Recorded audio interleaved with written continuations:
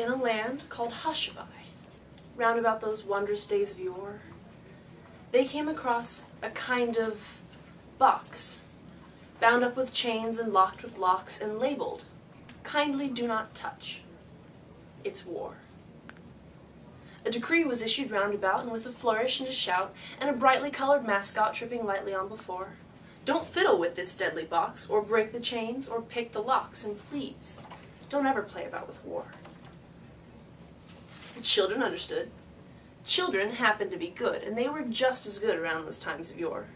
They didn't try to pick the locks, or break into that deadly box. They never tried to play about with war. Mommies didn't either, sisters, aunts, grannies neither. They were quiet and sweet and pretty in those wondrous days of yore. Very much the same as now, not the ones to blame somehow for opening up that deadly box of war. But someone did. Someone battered in the lid and spilled the insides out across the floor. Out came a bouncy, bumpy ball made up of guns and flags and all the tears and horror and death that comes with war. It bounced right out and went bashing all about, bumping into everything in store, and what was sad and most unfair was that it really didn't seem to care much who it bumped, or why, or what, or for. It bumped the children mainly, and I'll tell you this quite plainly, it bumps them every day, and more, and leaves them dead and burned and dying, thousands of them sick and crying.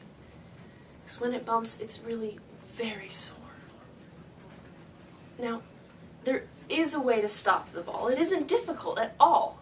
All it takes is wisdom, and I'm absolutely sure that we can get it back into the box and bind the chains and lock the locks, but no one seems to want to save the children anymore.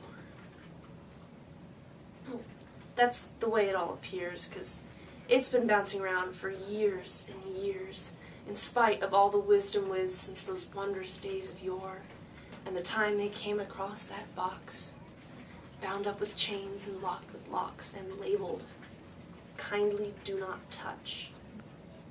It's war."